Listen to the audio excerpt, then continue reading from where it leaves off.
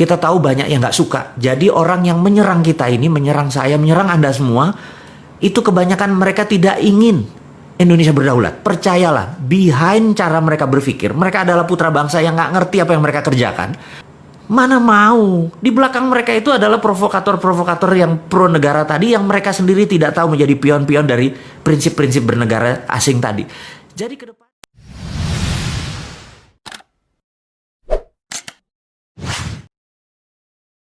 gitu ya. Anda bisa lihat bahwa beberapa orang yang mengkritik saya, menghujat saya, hate saya juga, saya nggak ada masalah buat sama mereka. Saya tetap mencintai mereka. Mereka adalah putra bangsa yang terbaik. Mereka juga ingin memberikan terbaik. Mungkin karena nggak kenal aja dengan saya juga nggak pernah bermasalah dengan dia, dengan masalah dengan keluarganya. Bisnis kita juga nggak pernah bertabrakan. Tapi kadang-kadang ya, mungkin karena dibayar dan harganya cocok dan mereka perlu makan, jadi buzzer, jadi menerima uang tersebut. Saya maafin aja semuanya karena mereka nggak tahu gitu ya. Tujuannya apakah Bosman ini, mereka takut sekali Bosman ini akan berpolitik gitu ya. Saya garansi, sahabat semua, saya nggak akan masuk ke dunia politik. Saya hanya seorang yang banyak baca buku, saya banyak berdiskusi. Sahabat saya yang memiliki kepakaran itu banyak dan kita menggunakan bahasa populis di sosial media, di YouTube. Hanya untuk mendidik sahabat semua agar nanti tahun 2024 nanti Anda memilih yang terbaik. Kalau perlu Andalah orang-orang tersebut yang menjadi terbaik. Nggak ada niat saya untuk menjadi fronting atau orang di depan. Tetapi keilmuan saya akan berikan kepada Anda semua. Hati saya tulus. Anda bisa lihat bahwa saya nggak ada niatan apapun. Saya pebisnis as usual. Saya adalah orang yang orientasinya adalah make people happy. Cuman itu toh. Jadi kalau ada orang make me sad, jangan harap saya akan balas gitu ya. Jadi sahabat semua, saat ini memang banyak yang menyerang Bosman. Saya mengerti. Ada gerakan anti membangun kesadaran bernegara. Jadi saya dan beberapa dan sahabat semua yang mendengar, mengikuti, Anda adalah pahlawan membangun kesadaran berbangsa. Kita tahu 20 tahun terakhir kita lemah sekali berbangsa dan bernegara. Lemah, bukan salah. Tapi ke depan kita harus menjadi bangsa yang besar. Kita harus menjadi bangsa yang baru. Kita nggak boleh bergantung kepada bangsa lain selain bangsa kita sendiri. Jadi cintai bangsa kita sendiri. Walaupun dia membenci kita, menghujat kita, membuka aib kita. Dipaksa itu juga aibnya dibuka gitu ya. Dan suatu hari mereka akan mengerti. Jadi karena saya atau kalian tidak membalas, saya ucapkan terima kasih. Saya tahu ada gerakan yang anti kita ini menjadi sukses. Anti ya. Jadi banyak sekali orang saat ini ingin Indonesia tidak berdaulat. Sahabat semua, saya tahu mereka takut UNCLOS. Bayangin ya, waktu kita menyatakan bahwa nanti kita akan bayar asuransi atau bayar pajak atau apapun namanya kepada kapal-kapal niaga atau kapal perang yang melewati perairan internasional yang ada di tengah-tengah Indonesia, yang dulu dikatakan perairan internasional, padahal kalau pakai zona eksekutif ZEE, zona eksekutif, saya lupa lah gitulah, itu terlalu provokasi nanti saya. Lalu ada UNCLOS. Saya bilang, Bapak Ibu, sahabat semua yang menyatakan ada UNCLOS yang lewat di Indonesia melalui peraturan internasional, maka saya katakan, sewaktu kita mengatakan printing money, kita itu melawan IMF. Kita dari pertama sudah mengatakan bahwa capek kerja sama IMF itu. Yuk kita berani berdaulat dengan printing money. Caranya saya ajari. Sabar ya, saya ajari. Pasti. Banyak kok tim-tim yang bisa mengajari tentang modern monetary theory. Dan ini semua tentang printing money. Jadi IMF aja kita lawan. Kenapa UNCLOS nggak kita lawan? Kita harus lawan bahwa kita mau berdaulat.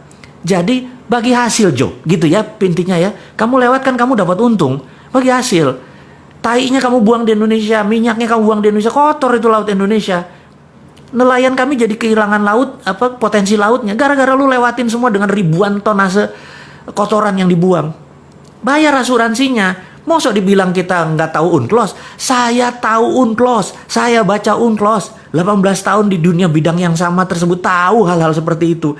Tapi demi bahasa populis, jadi kita tidak usah membuat kata-kata yang menjadi detail, menjadi terlalu sains. Anak-anak milenial Ya, saya tahu Anda seumur saya lah yang orang-orang komplain itu. Anak-anak milenial nggak baca buku, lebih baik kita ajarkan yang ringan-ringan aja gitu ya. Kemudian kita tahu saat ini takut sekali modern monetary dijalankan oleh kita. Takut sekali bahwa kita akan menggunakan sovereign wealth fund. Ya, sekedar mengingat sahabat semua, adik-adikku mungkin ya, Anda semua di bawah saya umurnya, saya ini kolonial. Saya menyatakan bahwa saya titipkan bangsa ini kepada Anda. Saya ajarin apa itu SWF. SWF adalah Sovereign Wealth Fund. Tahun 70-an, Pak Ibnu Sutowo pernah menggunakan SWF ini. Dia dulu namanya kalau nggak salah Kuda Laut. Kuda Laut ini adalah BUMNK, Badan Usaha Milik Negara Khusus. Jadi anggap sekarang ini SKK Migas. Satuan Kerja Khusus Migas itu sebenarnya BUMNK, Badan Usaha Milik Negara Khusus. Jadi Kuda Laut adalah BUMNK di mana sebagian minyak di forward oleh Pak Ibnu Sutowo dan uang yang diterima di depan itu untuk membangun Krakatau Steel dan beberapa industri penting, karena sekali lagi tanpa industri Indonesia tidak menjadi negara berdaulat. Jadi karena waktu itu kita nggak punya uang, kita menggunakan strategi SWF. Jadi secara jurisprudensi, secara bahasa hukum, SWF itu pernah dilakukan dan SWF adalah pelaksanaan pengejawantahan pasal 33 dalam arti sebenarnya. Jadi kalau kita mengatakan ini adalah ekonomi Pancasila dengan mempraktekkan pasal 33, SWF itu match atau cocok. Jadi aset negara masih milik negara. Jadi contohnya gini, Freeport ya. Freeport itu ada di Grasberg misal wilayahnya misalnya. Itu 100% diambil negara saja. Kemudian Freeport ya kayak hotel operatornya saja, dia mau operate. Asal throughput, asal keluar kita bayar gitu ya. Kemudian misalnya tambang minyak, tambang batu bara dan lain sebagainya semua milik negara. Kalau sekarang kan dia pakai swasta dan swasta jaminan tadi yang wilayah tadi dijaminkan ke bank atau dijaminkan ke lembaga keuangan, mereka uangnya dapat di mereka kan, kita dapat dari pajak. Jadi kalau ke depan kalau benar-benar ingin menerapkan SWF Sovereign Wealth Fund sebagai strategi untuk membangun ekonomi, itu bisa membuat Indonesia berdaulat. Tapi sahabat semua, ada kelompok orang yang tidak ingin SWF itu dipakai. Indonesia bisa menjadi negara berdaulat gitu ya. Kemudian lagi, kita mempromosikan TINA. TINA adalah there is no alternative. Anda bayangin, there is no alternative itu adalah sebuah gerakan ekonomi. Pada saat kita lakukan, orang nggak punya alternatif lain kecuali melakukan itu. Contoh ya, kita tahu ada 5.600 triliun uang di bank saat ini. Jadi Anda yang taruh 1 miliar di bank, ada yang 1 triliun di bank, Anda dapat deposito bunganya misalnya 50 miliar setahun. 1 miliar itu uang 1 triliun tadi Anda dapat 50 miliar. Anda bayangin, kalau seandainya TINA diterapkan, there is no alternative, di mana bunga deposito adalah 0 gitu ya, apa yang terjadi? Anda yang biasanya punya 1 miliar setahun, 50 miliar setahun karena uang Anda banyak sekali, saya nggak tahu dapatnya dari mana. Mendadak Anda nggak dapat income. Apa yang Anda lakukan? There is no alternative. Nah, karena itu nggak ada alternatif lain, uang itu keluar. Setengahnya mungkin keluar dan langsung menjadi sektor-sektor real. Langsung menjadi bantu UKM, bantu tanah, langsung dia berusaha dan itu ekonomi muter dalam seketika. Jadi sahabat semua, itu adalah TINA. Dan ada satu hal lagi yang membuat saya sejak tahun 99 begitu IMF berdaulat, sekali lagi ya, saya ini bukan melawan IMF, saya hanya men-challenge IMF supaya kita bisa menjadi negara berdaulat. Salah satunya adalah sistem perbankan ini saat ini adalah aset based loan. Aduh, maaf ya saya sahabat semua kalau saya ngomong kecepatan saking semangatnya gitu ya. Kalau ketemu Anda semua tuh saya tuh rasanya alive gitu karena hidup saya adalah untuk Anda semua gitu ya. Nah, ada namanya aset based loan. Aset based loan ini begini. Kalau Anda pinjam bank atau pinjam apapun, entah bank syariah, entah bank apapun, maka bank akan bertanya, ada jaminan nggak gitu ya. Itu namanya aset based loan. Tapi dulu sebelum tahun 99, kita boleh namanya project based loan. Misalnya Anda adalah tukang las, saya lagi buat pekerjaan di rumah saya untuk ngelas pagar, nilainya 100 juta, itu contoh aja gitu ya. Kemudian dengan kontrak saya ini Anda datang ke lembaga keuangan, lembaga keuangan nggak minta aset, tetapi melihat, oh si bosman ini ada duit nggak? Oh ada tuh, dia sedikit tuh, kalau 100 juta aja berarti ini bagus gitu ya. Apa yang dilakukan? Dia membiayai berdasarkan kontrak. Jadi namanya project based loan. Nggak minta aset dia. Nah saat ini kalau Anda punya 3 geprek, misalnya ayam geprek, Anda mau buat tabang keempat, sementara 3 lokasinya Anda tempatnya sewa, tempat keempat juga sewa. aset Anda nggak ada. Tetapi kalau project based loan, revenue Anda, profit Anda itu bisa dibiayai. Nah, saya pengen perbankan itu mengubah lagi bahwa project based loan boleh gitu ya. Jangan sampai hanya aset based loan. Nah, Anda tahu bahwa kita membangun santara.co.id. Santara itu adalah kecil, tapi seberapa cepatnya kita membangun ekonomi Indonesia dengan Santara saja. Santara adalah project based, bukan loan, karena Santara tidak loan. Project based bagi hasil. Jadi saya pikir ada yang seleranya bagi hasil. Nah, ada yang seleranya mungkin loan, itu selera Anda semua. Loan syariah, Anda aturlah itu semua. Tetapi kalau bisa project based loan, ekonominya maju. Jadi sekali lagi, begitu TINA diterapkan, there is no alternatif, dan boleh project based loan, ekonomi Indonesia akan tumbuh dengan cepat. Dan terakhir yang saya promosikan adalah, saya tahu orang nggak pengen lagi, sekali lagi, banyak orang nggak pengen ada kekuatan Indonesia yang ketika yang keempat yang kita usulkan ini, yang Bosman usulkan, yang sahabat semua mungkin akan belajar adalah tentang tiara. Tiara adalah there is other reasonable alternative. Jadi kalau TINA nggak dikerjakan, tiara aja. Tiara adalah de-dolarisasi. Kita nggak perlu dolar, de-dolarisasi. Jadi seperti dinaran sahabat semua, dinaran.id, ini adalah de-dolarisasi. Rupiah Anda punya kolateral emas. Dan di mana rupiah kolateral emas itu, Anda bisa menabung.